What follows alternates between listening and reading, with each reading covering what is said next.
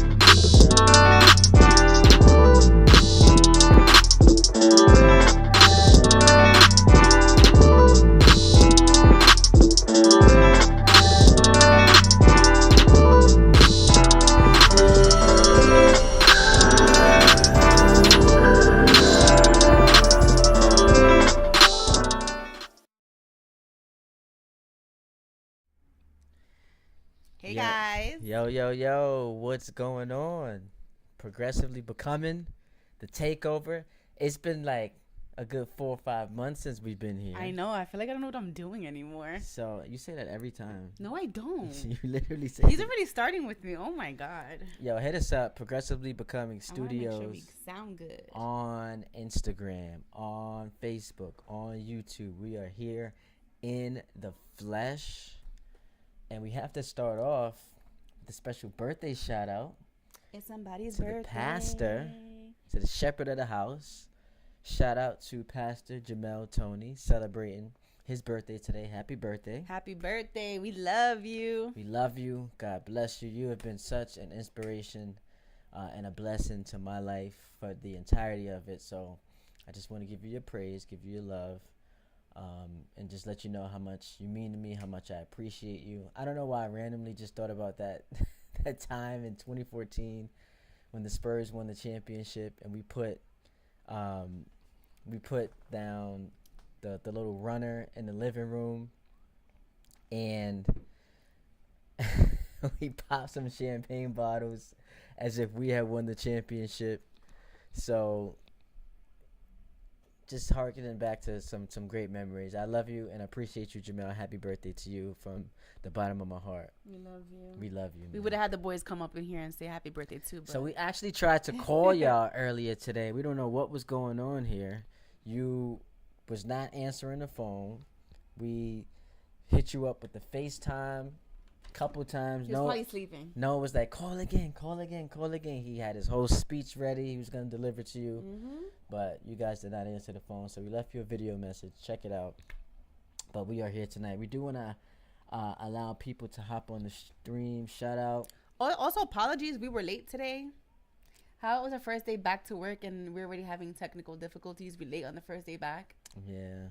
We're about to get fired. Shout out to the people hopping in the stream. We are here. We got a couple people here. We want to. Hey, Tyler.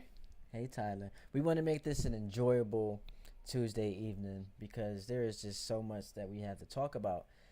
We haven't been on so long. It's like every time we are like in the car or we just get caught up in a conversation, we're like, write that down. We want to talk about it on the next podcast. But sometimes we don't put enough context to it, and then we go back to revisit like what are our topics, and it's so vague, and we're like, yeah, forget it, because I don't even know where we're trying to go with that. So birthday shout out to Jamel. We have my aunt who is in the chat right now. Kamisha, who just celebrated her birthday as well. So we want to give her a shout out because this past Sunday, she was fortunate enough to celebrate another birthday. So happy birthday to you. Happy birthday. We love you.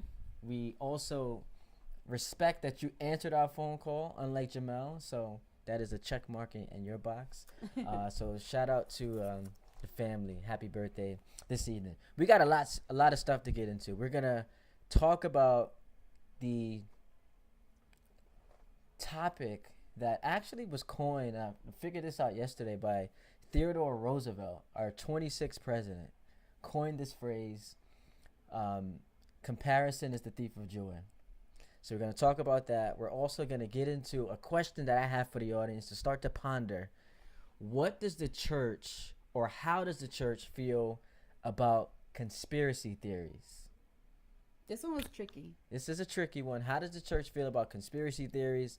And then, as was teased, this was teased in church in the service on Sunday, economic disruption taking place 3 days from now, on Friday, February 28th.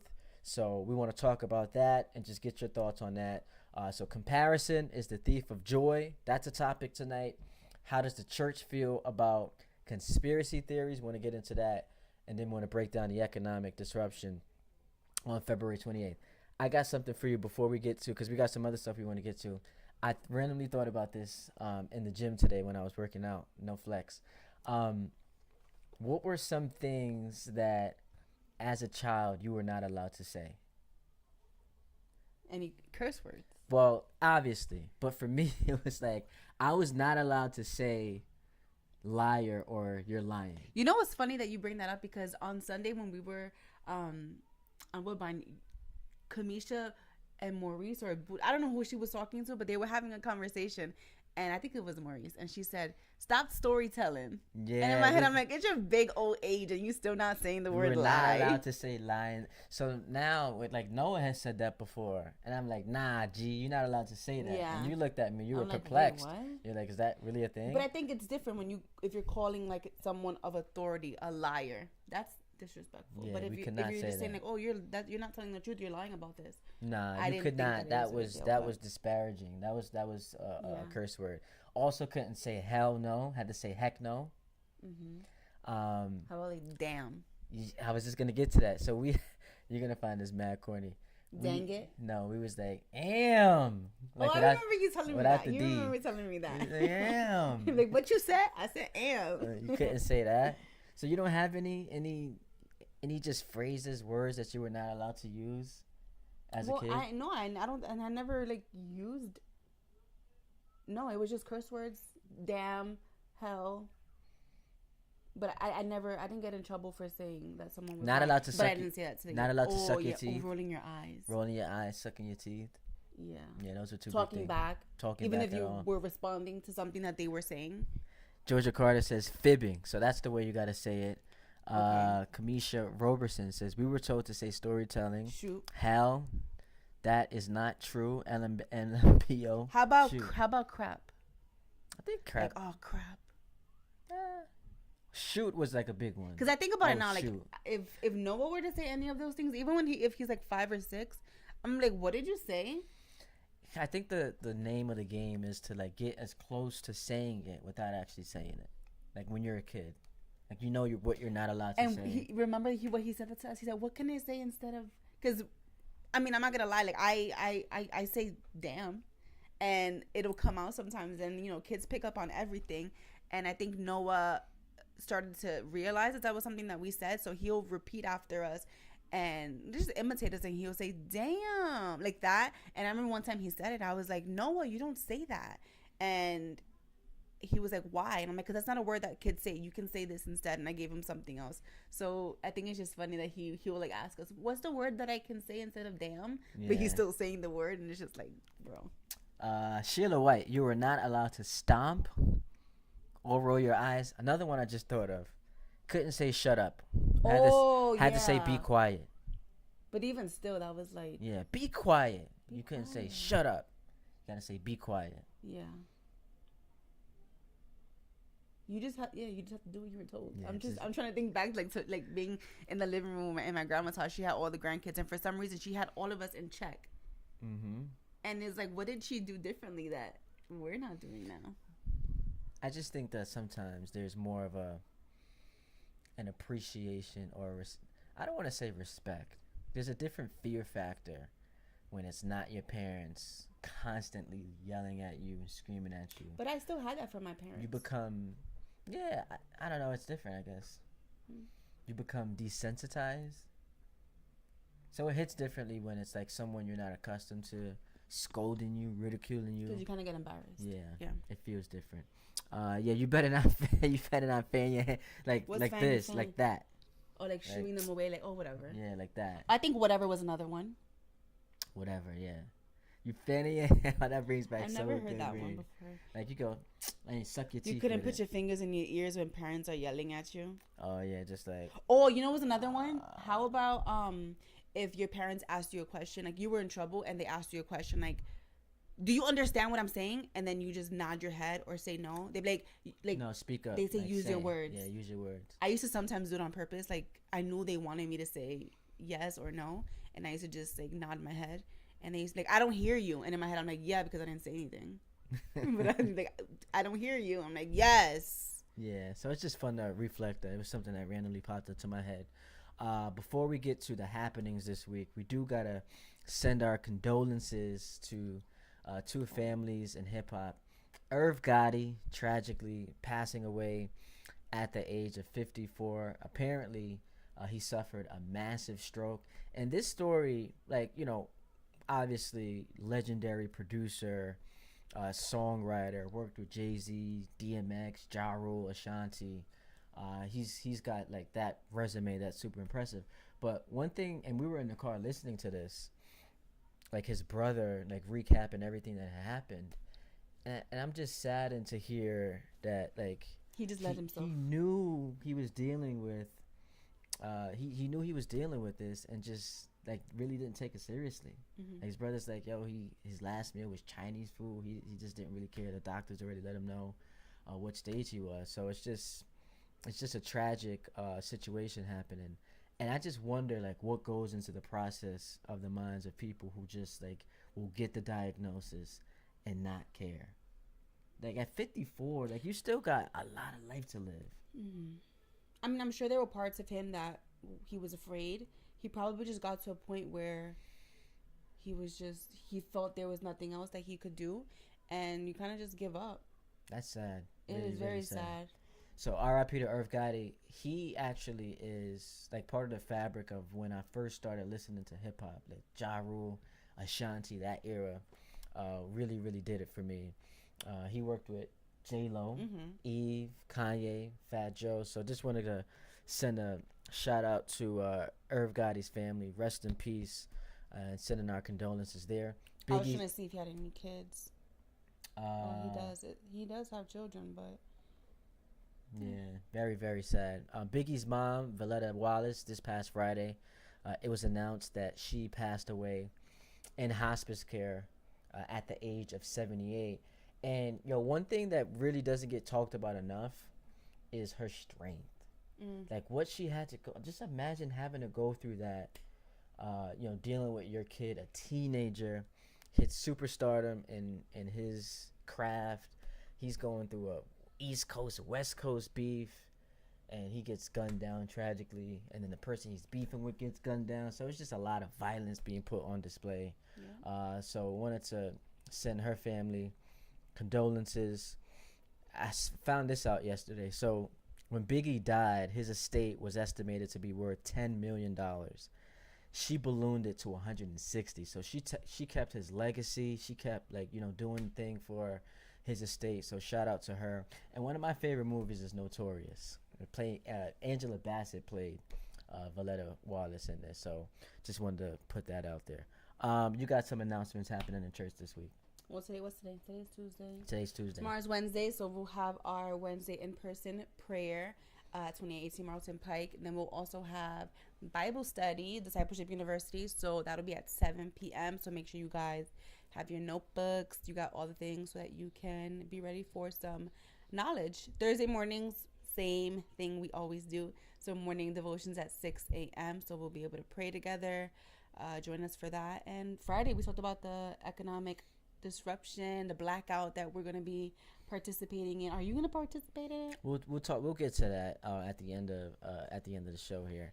But something to think about. And then we got the Sunday exchange. And then we got the Sunday exchange next on Sunday. We are already into month. March. That's crazy. Insanity. 2 months down, 10 more to play with. All right, let's start with comparison is the thief of joy. And as I mentioned at the top of the stream, this was a phrase. I didn't realize this until I did my research yesterday. Coined by Theodore Roosevelt, our 26th president, and the definition of this phrase is that comparing ourselves to others can lead to feelings of inferiority or superiority, which can be unhealthy. I always thought about it from the inferior complex. Like, you compare yourself to someone makes you feel inferior. I didn't even think about like the whole superior thing and how that could ultimately derail you. But comparison being the thief of joy, I really, really love this phrase because it's something I try to hold near and dear to my heart whenever I am in the midst of doing whatever it is, whether it's my career, my lifestyle. You just rob yourself of so much pleasure, of so much happiness, if you spend so much time just invested into comparison to what other people are doing, or just constantly looking at your situation and saying, man, it's not as good as it should be. Sometimes we really lose focus of what we've been blessed with, and that's why this is a topic I wanted to discuss tonight. So we're gonna just get into it. Yeah, get into it. All right. So for me, when I think about comparison being the thief of joy, I was trying to give myself some examples or just put myself in that headspace. Like, in what areas of my life do I compare myself to other people, and does it make me feel better than them? Does it make me feel worse than them? And I feel like a lot of people, I always go back to the number one thing being social media, because I don't think that I look at myself as someone who's just always comparing myself to other people. And you just said like you're investing so much time into like comparing yourselves to other people, but sometimes we don't even realize that we're comparing ourselves to other people until we're just so deep in it and we're just like, what is happening? Like, you're just not happy with whatever it is that you're dealing with in the moment. But one of the things is social media, and I find that I used to just scroll. Like, I'm someone who scrolls on Instagram, and naturally you see things that either you don't have or you would want, and there's a part of you, maybe not in the moment, but I think that it affects you, and you begin to compare. So wait, why don't I have that big house, or why don't I have like that career, or this amount of money, or that car, or all the things that you think of. Like, why does my hair not look as luscious as this person's, or my skin, there are so many different things that you can compare yourself to other people, and then just find yourself not appreciating what you do have. So social media was something that I feel like I had to take a step back from. Not only was it just a distraction, but you find yourself just comparing yourselves. Just everyone is putting themselves out in the limelight, and like, these are the good moments, and it's tough to be appreciative for what you have when you're just looking at what other people have. It can be something as simple as you are standing in the pulpit of a 9 a.m. church service looking at 5 members.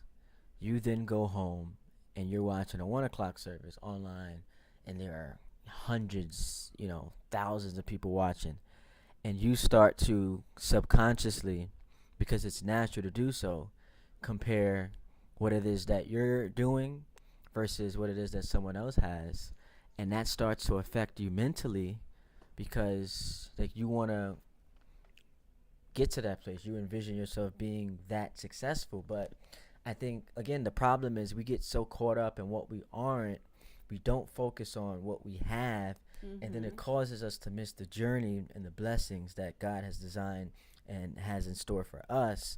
And what we fail to realize is that if you just stay true to the word and operate with supreme confidence, man, you can receive the seed sown in the harvest of your own garden. Because one thing that I've constantly drilled into myself is I got to create my own path. I cannot try to mimic anybody else. I cannot look and juxtapose my resume up against someone else's.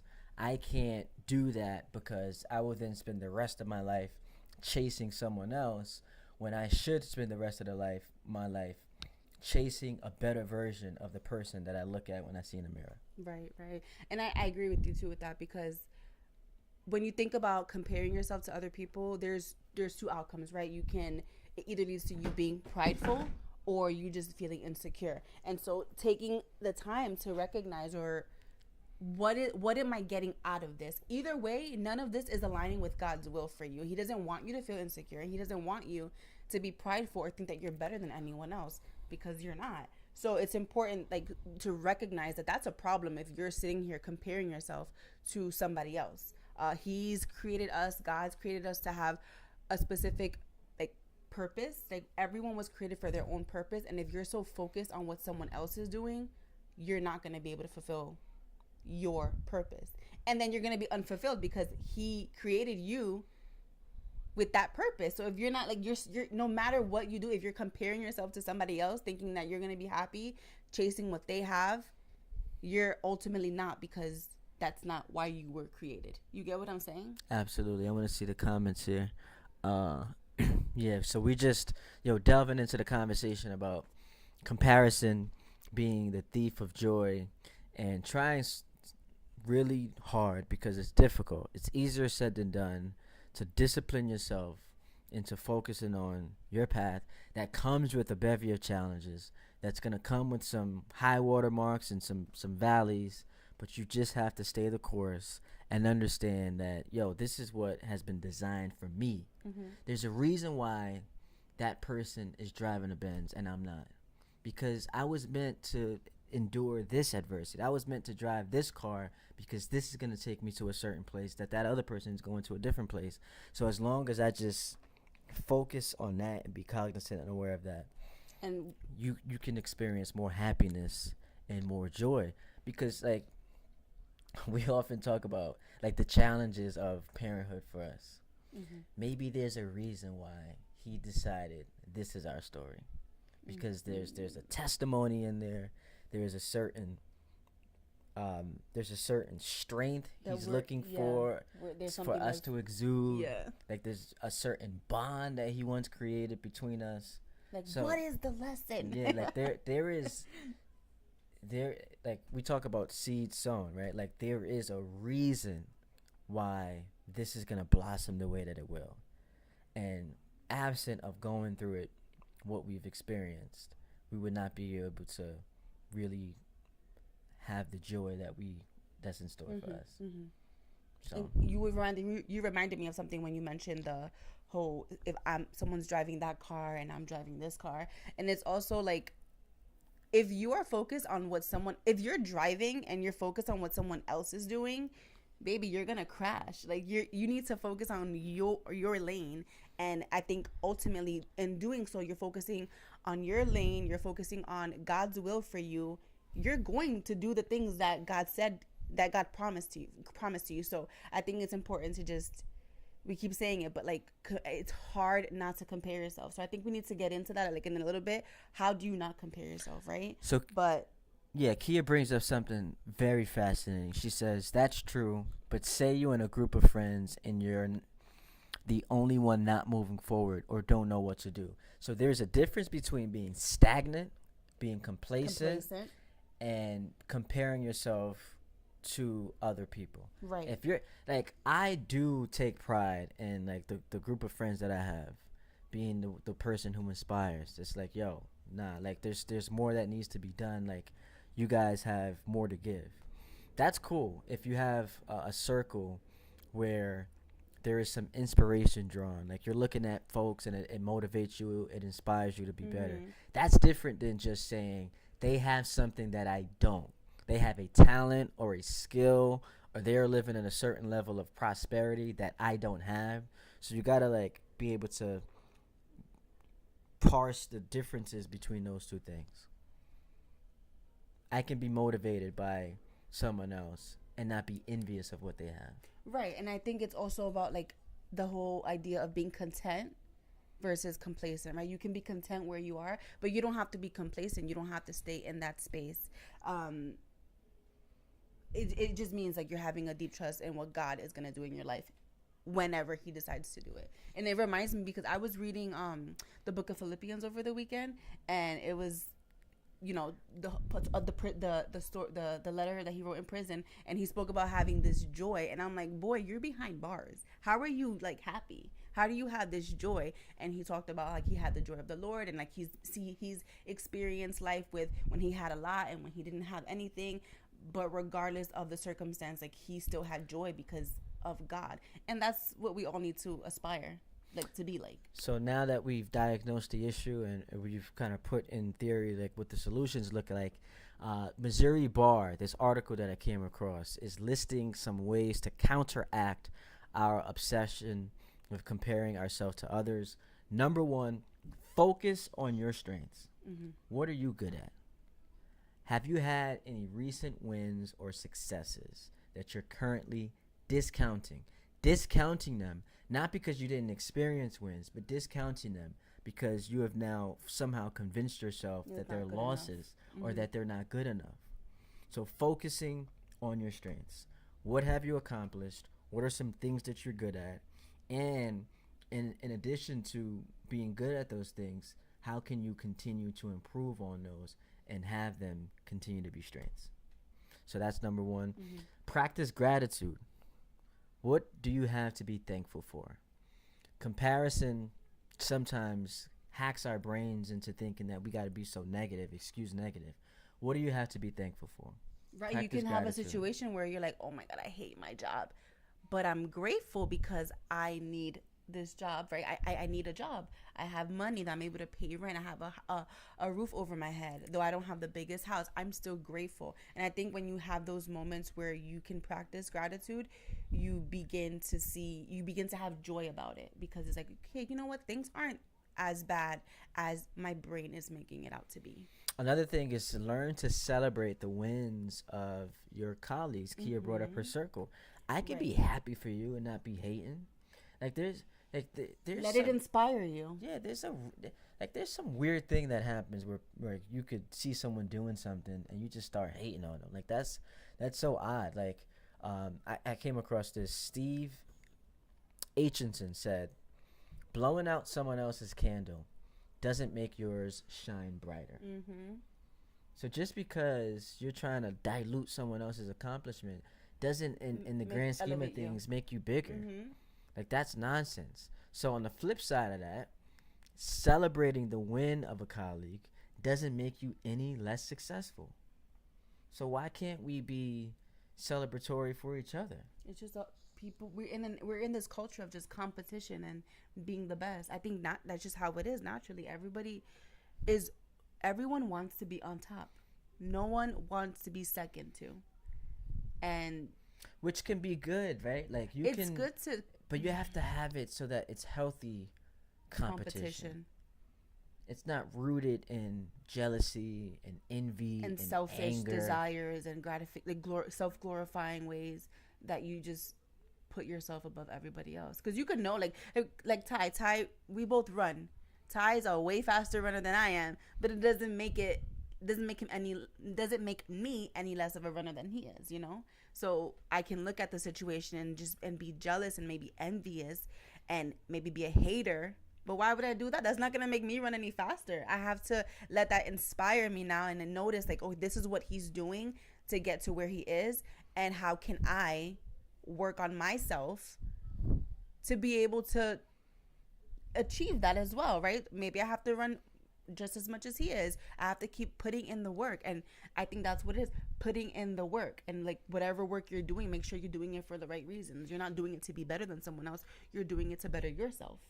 Yes. So advice piece number 4 is learn and practice contentment.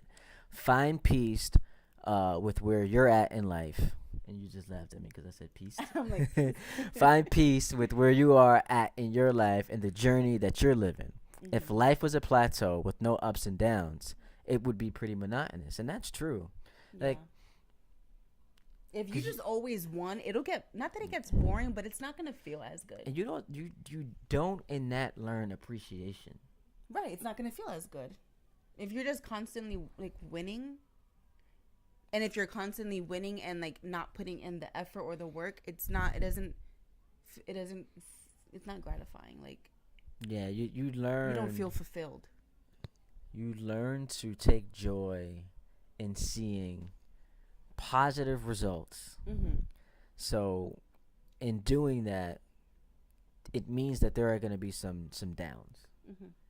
Like, it's man, like life is a balance beam, right? You're gonna have some good things. You're gonna have some not so good things. It's just about, you're gonna have moments where you're feeling content with where you are, and moments where you want to strive for more. It's really about balance.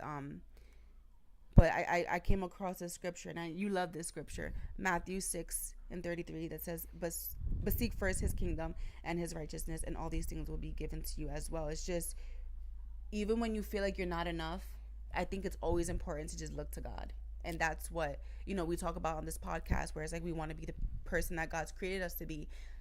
We can do all these things, right? We can run 5 miles a day to be a better runner, but like when you think about it, like in a deeper context, like we want to be the person that God's created us to be, so we have to seek him and whatever his will is for us, and in that we'd be able to be the person that will feel fulfilled in all that. Absolutely. And Nancy chimes in via the chat. It's not a good thing to compare yourself with someone else because you don't know what they had to go through to get where they are. Absolutely. They could be smiling on the outside and like just depressed as you know what on the inside. So looks can be deceiving. And even if they're not dealing with any baggage, it's just let them enjoy that.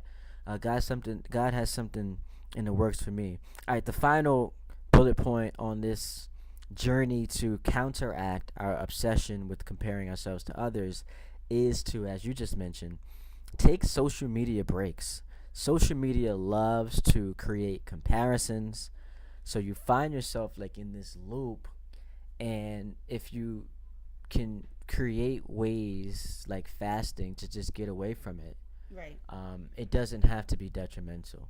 Now, I also think that it's healthy to get to a point where you can use social media and not end up in that loop.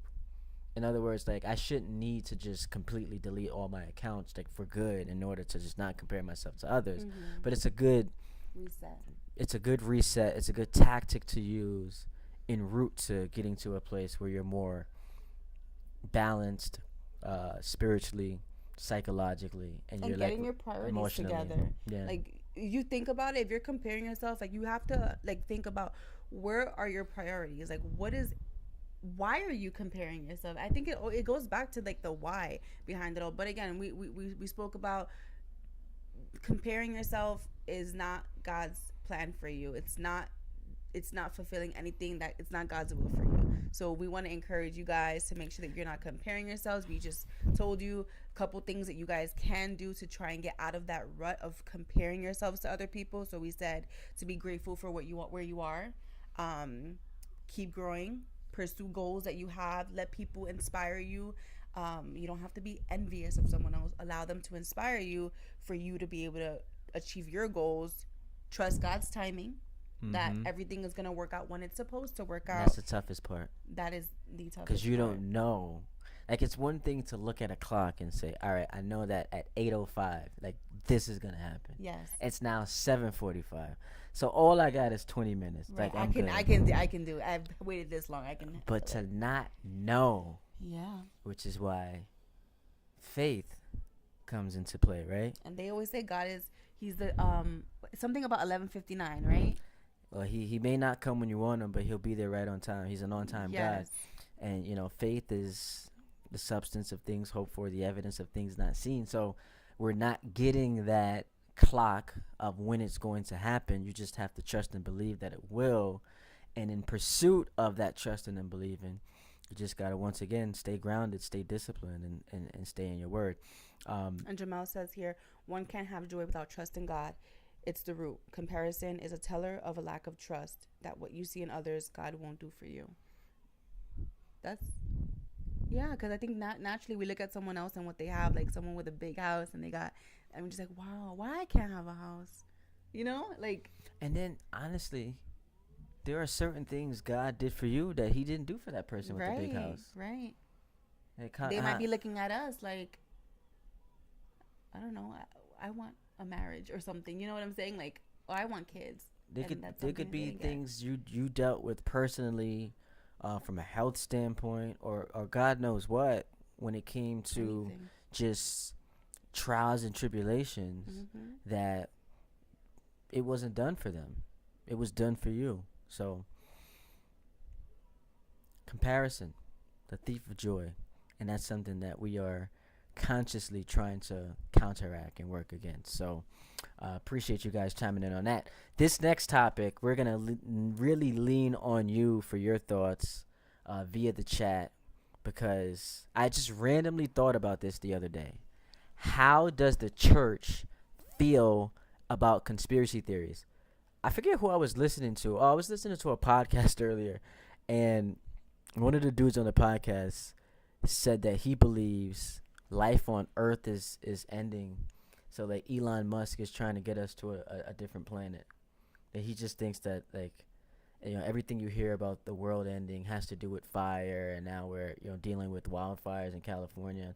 So there are like conspiracy theories. You can roll your eyes. Like, so I would never consider myself to be a conspiracy theorist, because those people are kind of wacky, sitting on their laptops in the basement. I mean, just going through hours and hours of like YouTube videos. I would never be there. But what I will admit You is definitely that went down some rabbit hole with the whole 9/11. conspiracy theories interest me. For Certain you ones. to create one, is what you're Not all of them, but certain ones. It'll like a light bulb will go off and they say, okay, I'm saying. Like, intrigued. that's weird. Yeah. Like, I'm intrigued. Mhm. Like John F. Kennedy, like that, you know, assassination. Okay, I'm intrigued by that. Even the president we currently have, like his quote unquote assassination attempt. I was like, like something feels odd about that. Like I want to know more. 9/11 is like one of my most obsessive like stories that like even to this day I'm like constantly watching videos. You'll randomly see him on YouTube like going down the rabbit hole. I'm like, we've done this before. Yeah, so that's a thing. We've got like those random airplanes crashing. So like I am always intrigued by people's just thoughts on certain conspiracies. But once we get to the point where it's like, oh, Sandy Hook was staged, now you've lost me. Like that is like offensive. It's like, but then people have like, I don't want to say proof, but they have evidence that shows their version. Because again, everything can be photoshopped, and you never know these days. So it's just, but then you think about it, why would someone do that? Like, well, I mean, it's there's like, a lot of evil in this they're world, forcing gun control. I don't want to get into the business of right. people lost kids and now questioning whether or not they really lost their kids. Because think about if you're a parent and experienced that. No, but they're not denying that the kids didn't die. No, but there are conspiracies that say that none of it actually happened. It was just like staged, and there were actors, and like like once you go down the rabbit hole of it, you'll see these theories are like multi-layered. I don't know. I personally don't believe in conspiracies. I mean, everyone can do with it what you will, right? Your question is, how does the church feel about it? Everyone, it's just information that people are putting on the internet. Do with it what you will, but I think it's just important to not believe everything that you see or hear. It causes confusion. It causes division among people, and those aren't things that align with God's word. Like God isn't about division. God isn't about confusion. So if you're dealing with something, or you're involving yourself with something that is causing those things, then it kind of should put up a little light bulb in your head, like, something's not right about this. I think that it is always important to operate with a healthy level of skepticism. Right. Like, just because you're told something doesn't make it true. Now, I also don't think that you should be spending 12 hours like going through YouTube videos to prove a theory, but I do have a certain level of respect for certain things that have come my way, as far as like 9/11. Was that an inside job? I don't know. Do you think it was? What do you guys think? Do you guys think that 9/11 was an inside job? Talk about it in the comments, because I don't see nobody talking about it. What are some of your conspiracy theories that like you'd be open to admitting that maybe you don't fully believe, but you've at least at some point or another entertained? Like, because I keep going back to the 9/11 thing. MLK, there's a conspiracy theory that like, you know, it was the CIA and the FBI that did it. So like, but that was actually true, didn't we? Or was it Malcolm X too? Remember we watched the Malcolm X documentary, and those are conspiracy theories though. I believe that one. Those are conspiracy theories, which is why I said like there's nuance to it. Whether or not you're like full-fledged, oh no, it didn't happen, or I question some of the details about it. those are some examples of conspiracy theory. Nancy says she thinks it was an inside job. She thinks that it was an inside job, just because when you read about like the structure of the building and how it collapsed, and then the whole Pentagon the bombing, Tower 7 kind of just collapsed out of nowhere, mm-hmm. and they said it was because of impact. I don't know. There are certain theories that, again, is conspiracy theory the same thing as Illuminati? You know, when I was looking into conspiracy theories, that was something that came up in like the whole New World Order. So I think it falls under the. It's a conspiracy theory. It's a conspiracy. It's not the definition of conspiracy. I do believe in the Illuminati though. But it's a branch of it. It's an example of a conspiracy. That would be a conspiracy theory. It's an example of a conspiracy theory. Yes.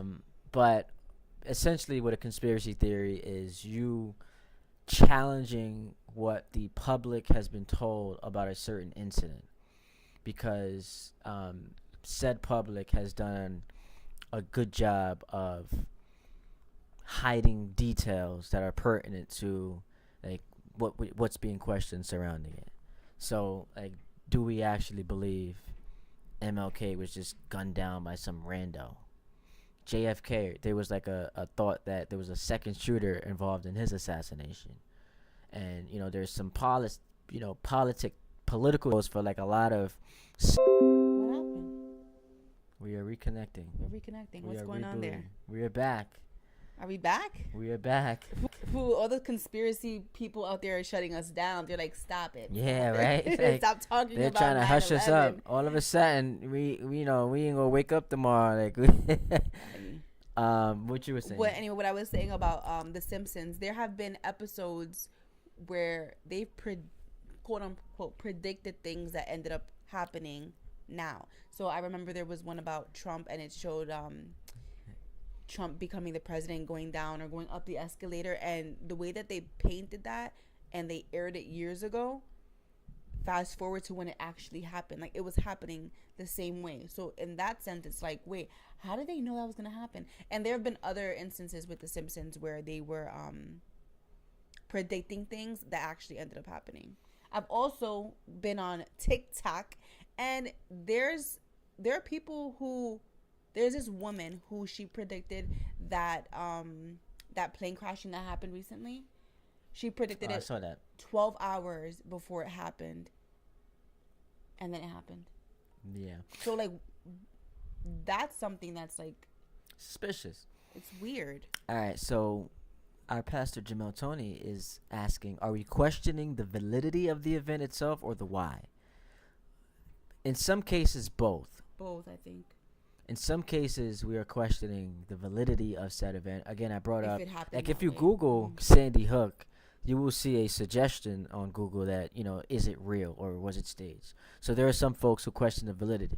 You cannot at any point ever convince me that did not happen. So that's where I say people go a little nuts. But there are certain events that happen where we're not questioning the validity of it, and we're questioning if what we're being told about that event is true. So I actually came across a couple of Bible scriptures that talk about conspiracy theories. So Isaiah 8:12 says, "Do not call conspiracy everything.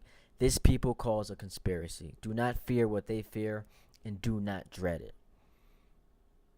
Exodus 23:1, "You shall not spread a false report. You shall not join hands with a wicked man to be a malicious witness." 1 Timothy chapter 1 verses 3-4 says, "Remain at Ephesus so that you may charge certain persons not to teach any different doctrine, nor to devote themselves to myths and endless genealogies." So there are some scriptures tied to us as Christians being, to be leery about it. To be drawn away from engaging in conspiratorial theories. You know what I also think? Conspiracy theories, I don't know how to word it, but it's like, it's tricky because you think about people being in control of situations. So you think about the whole 9/11 thing, like people are doing this to like be in control and have power, and all of these things are happening and it's creating, it's like you're killing people, like you're controlling how things are happening, and that creates anxiety because it's like the people in control versus God being in control. So I think for me, like when you think about, or when you hear about these conspiracy theories, and it's just like, not that I question if God is in control, but it's just like, why is this being allowed to happen, especially when it's something like just like Sandy Hook or 9/11, like why is it happening? And it, people are it feels like people are in control And when these things happen. what piqued my interest about this topic was, now we are getting to something I think that is very like the foundation of our spirituality is to believe God, like you said, God's in control. He knows everything. There is a certain blueprint he has, etc., etc. So if we are then questioning things that happened, what are we questioning? Are we questioning that God allowed it to happen? Or are we questioning that this was, Going against God's. yeah, this was something that, I don't want to say God did, but yeah, God allowed it to happen. Well, free will, right? So, but then it's like, and it gets tricky again because we think about, and we say it all the time. Well, God has these plans for you. He has plans for you to prosper, and he wants you to have this type of life, and he doesn't want to see you in pain. And but then it's like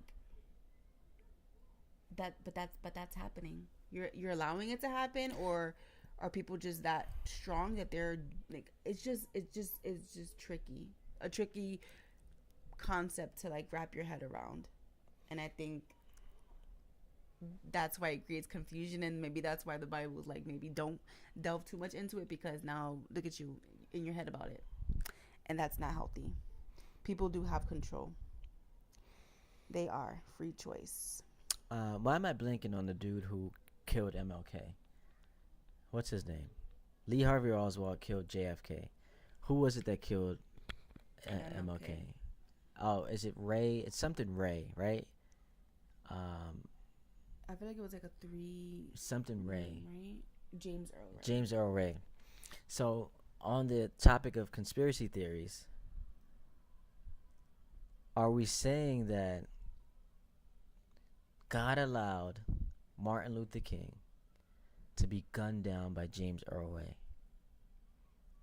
Or if we're questioning whether or not it was James Earl Ray, we're saying God allowed the CIA and the FBI to gun down MLK? Or does that not even matter? The details of it not even matter? Is the reason why you're saying that because of who MLK was, and he was such an advocate? I'm just bringing up an example of a well-known conspiracy theory.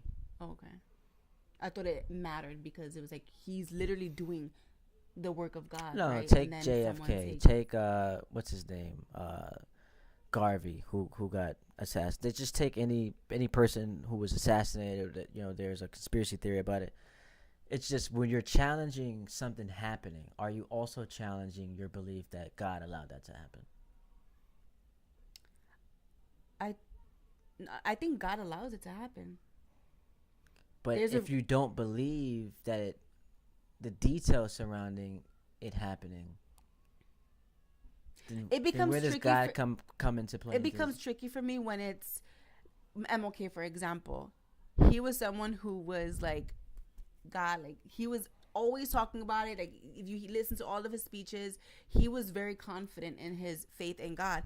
And so for that to happen to him, and for someone like him to be doing quote unquote God's work, it's like, why would you let he was doing this for you? Like, why are you letting him die? However, if it was someone who was just reckless, wilding out, and he just got killed by somebody else, it could be like, that's how the cards were.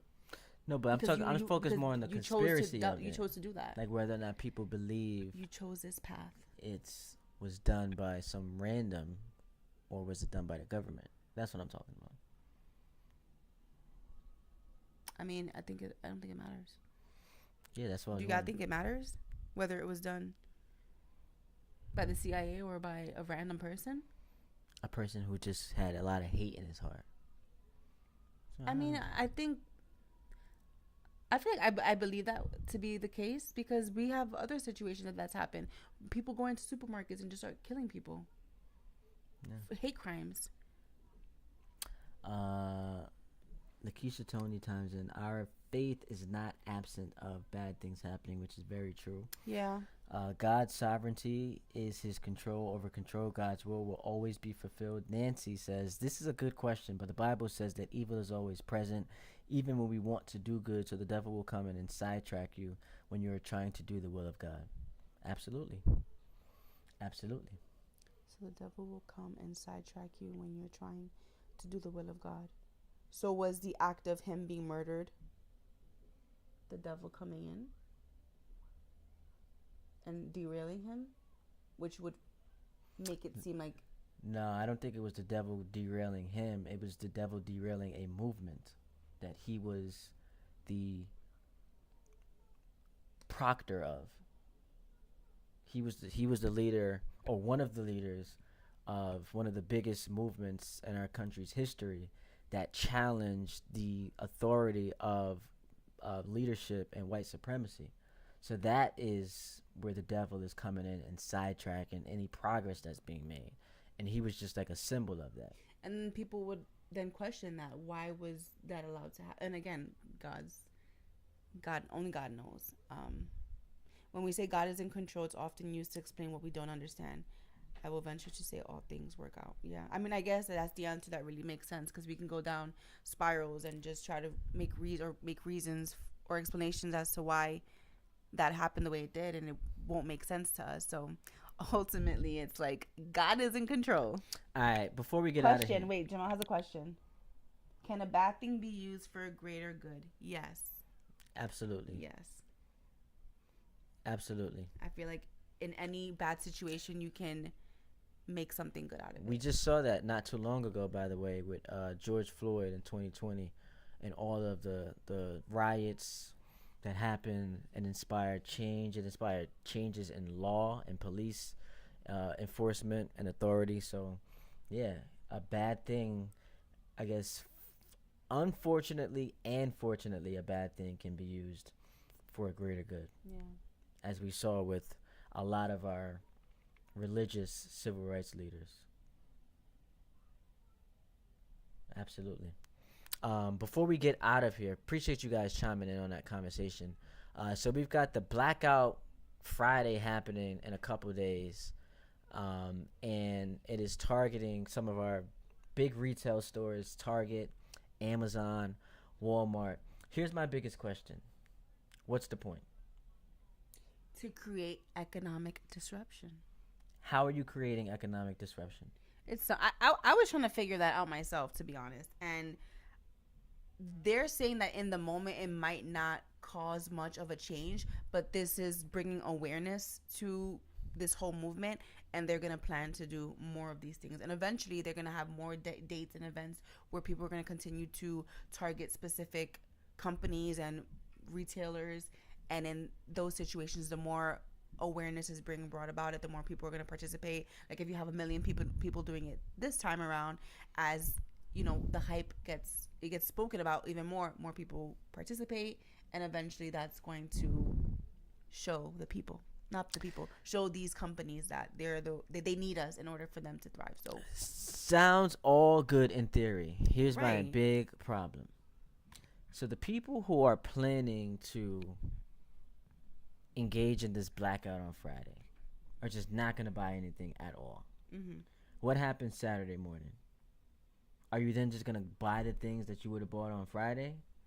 Are you being, preemptive and Thursday just getting all you need so that you don't got to shop on Friday? Because then that's not really creating a huge impact if you're just getting everything. It's a call to tell America, keep it up. We watch the power we have. I get all that. All I'm saying is these people who aren't spending at these big retail stores are going to end up buying stuff from them anyway. So I get what it is in practice and in theory, what it's supposed to represent. Like, it makes sense. But it's like, you know what? I'm not buying eggs today. Speaking of eggs, tomorrow. I was not buying eggs the other day because why are eggs $17.99? Well, I mean, half of our country voted for a guy who told us on day one he was going to bring egg prices down. Right, but it hasn't worked out yet. And I'm just like, why are eggs? I walked right. I looked at the price and I walked right past it. Like, guess we're not eating eggs this week. So, do you think it's because one day it won't matter? I just think that we are conditioned to either prepare or to react. So we're either preparing for a day we're not going to spend money, or within that following day that we don't spend money, reacting to the fact that we didn't spend money the day before, and then going to just buy everything that we needed. I think the companies are still going to take a hit that day. Like, it's still going to affect them. So I was on this, I saw this article by CBS News, and they questioned, will the February 28th blackout make an impact? And it says, consumer spending is the bedrock of the U.S. economy, contributing almost 70% of GDP, according to the Federal Reserve Bank of St. Louis. But some critics say that halting spending for a day or single day isn't likely to make much impact on major retailers. A lot of people dismiss the idea, arguing that a one-day spending freeze won't move the needle for major corporations or the broader financial system. It'll likely have a minimal direct impact. He added the economic blackout could become bigger, snowballing into more events across the U.S., planning additional blackouts aimed at specific retailers, like I mentioned, such as an event from March 7th through the 14th, which is to not shop at Amazon. But that does not answer my question about what people are then doing the very next day. If a million people don't spend a dime on that day, you might not think out of 360 million people in the country that's a lot. But a million people all on one day that's been not spending their money, that's a hit. Those 100 million people will need to buy stuff the next day. No, I don't think it's like, let me wait till the next day to buy. It's just like, let me just not buy from, I can buy from, they're saying instead of buying it from Target or Amazon, buy it from local places. That's the point. If you are investing that money into some black businesses, some minority businesses, repurposing it, then it makes sense, because now we are also spending money on these businesses, but we are in addition to that kind of like changing our minds. We're now reshaping our minds as far as like our shopping practices. We know, like, we don't really need Walmart if we could just go here. So to me, that's the most important part of this. Right, it's not just that you're not shopping for a day. It's that you are utilizing those funds that you have and pouring into businesses, home-owned, family-owned businesses that actually need it, local, that can help you out going forward. Right. And then in doing so, you recognize, you said you don't need to be spending at these larger corporations. And that's when they begin to realize, oh, crap, like, we actually need the people. Let's listen to what they have to say. So, are you participating in this blackout? Yeah, I'm down. I just wanted to, talk this out a little bit more. Lakeisha, Tony, I'm gonna need these black owners to come down a bit on the prices. Word, like, whoever's selling the cheapest eggs. That's another thing, man. Y'all black owners, don't try to take advantage of people, going through this blackout. So you're gonna jack up your prices, because they're just gonna end up taking an L anyway. Black businesses want too much for their prices. And this actually highlights the biggest problem is just convenience. Oh my goodness. We're just so lazy. Oh my goodness. We just go to Amazon. It'll come here tomorrow. Like, I'll sometimes do Amazon Fresh if I go to the grocery store, or if I realize I don't have something that I need. I'm like, it's fine. I'm just going to go on Amazon Fresh. It'll be here by 5 in the morning. I'll wake up and it's by my door. We don't want to put in the physically work. Go to our car, drive around town, looking for new stores. We want to just be able to click 2 buttons and have this thing coming to us the next day. Yep. That's what it's really about. The eggs are $6 a dozen here. Where you at, Nancy? $6 a dozen. Yeah, we talking 17. Yeah. $17 for like a dozen. Yeah, it's it was crazy almost $20 for the 18, and we usually get the 18 because we go through eggs a lot. When he said day one he was gonna have gas prices, the economy back flourishing, like, what happened to that? This is who you voted for. I voted for. This is who you voted for. Listen, I don't let people know who I vote for, but she's in South Carolina. Okay.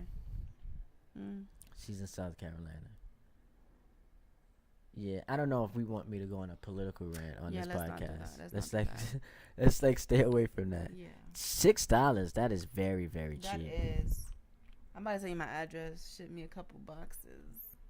Elon Musk happened. Yeah, did anyone vote for Elon Musk, or did he just kind of decide? Wait, was he actually on the ballot? No, he was appointed by the president Oh.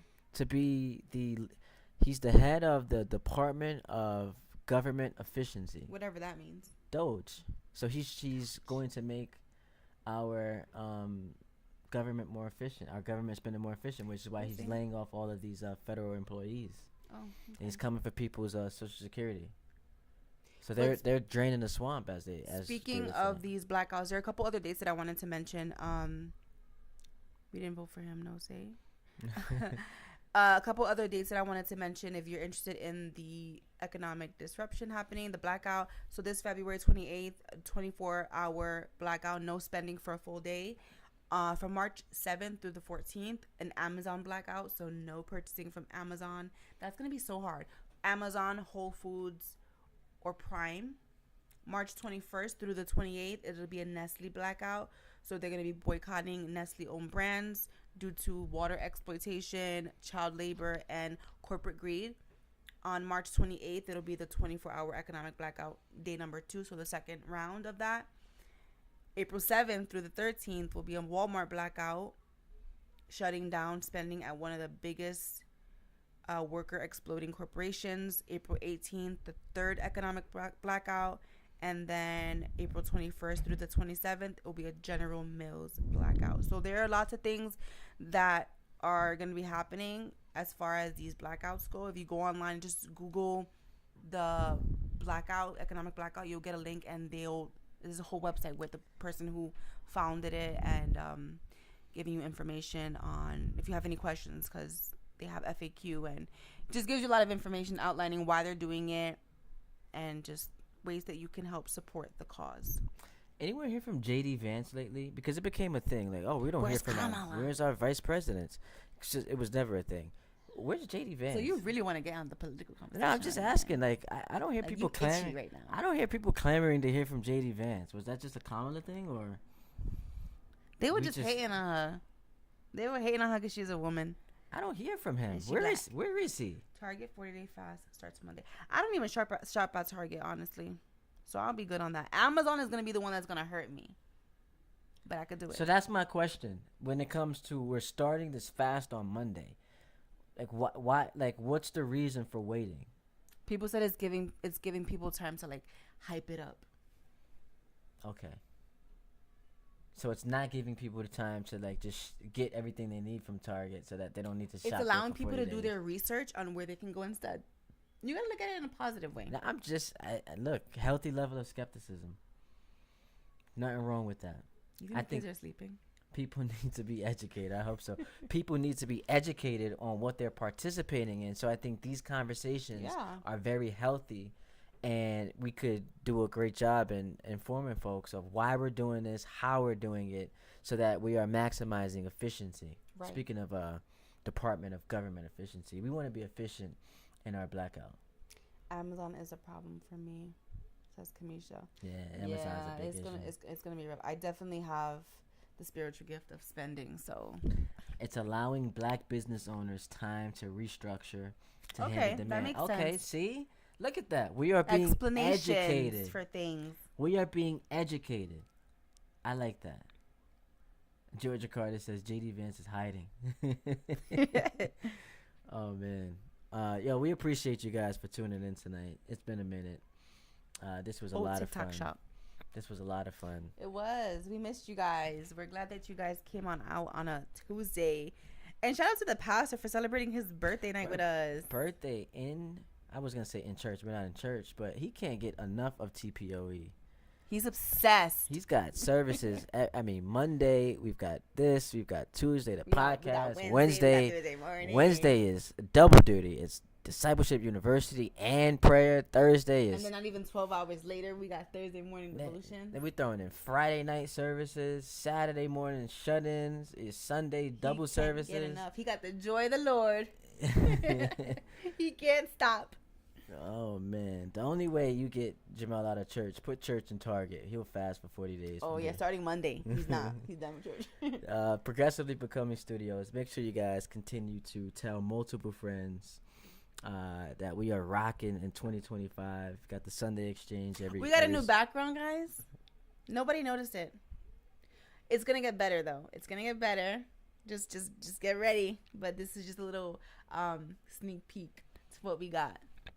Okay, just so you know. Progressively Becoming Studios on Facebook, on YouTube, on Instagram, and yeah, just follow along for all the updates for everything happening around the Sunday place of exchange. This was great, y'all. Love y'all show. Thank you, and once again, shout out to Pastor Jamel Tony celebrating his birthday today. Man, what a blessing that dude has been for me. Love you, man. Hope you have a great rest of your day. Ty's birthday's on Thursday, guys. Look at him trying to be all humble. He's going to be 32. So help me wish him a happy birthday. So we giving all the shout outs to all the birthdays. So yes. Today is Pastor Jamel's birthday. Kamisha celebrated a birthday. Thursday we celebrate another birthday. So happy almost birthday to Ty, y'all. Thank you. Appreciate they're about to hit the streets. We're about to hit the streets. Teenagers. There we go. Living y'all best life. Happy birthday, Ty, says Nancy. Thank you so much, Nancy. Appreciate you guys. Appreciate y'all all night long. Chiming in the chat. Thank you, Mama. Love you. Once again, getting emotional thinking about my birthday. Once again, check us out next month. The Progressively Becoming podcast, the Takeover. Appreciate y'all for all the love. We adore you guys. We will see you. Our next day, I'm trying to check it out real quick. We're going to see you guys on 25th. March 25th. So that'll be 9 days after. We didn't even do what we said we were going to do. Oh. We're going to pump the probably Did we freeze again? Oh, they don't want us to pump. That's unfortunate. They did that because they don't want us to pump our marathon. Oh, that's crazy. Yeah, still there. We're back. So just quickly, let them know. Let's can we both post in the chat our fundraiser, because we are now going to be running a half marathon on March 16th, Sunday. And I am doing it in the name of the Alzheimer's Foundation, courtesy of Caring Kind, New York City. We got about $150 left to raise, so that we can go forth and run in this marathon. So we got that we're participating in on March 16th. So wanted to plug that here and give you guys an opportunity to show some love and bless us as we try to get this thing going. Did you post yours in the chat? No, I didn't. Oh, you didn't post yours in the chat. All right, so I'll put yours there too, just so we can have some support for both of us. So Ty is raising money for Alzheimer's awareness, and I'm raising money for autism awareness. If you guys know, I'm a teacher and I work with kids who have autism. So it's a good effort to raise money, provide resources for people, and just to bring awareness around it all around. So we're excited about it. We get to run, do something that we actually enjoy for the most part.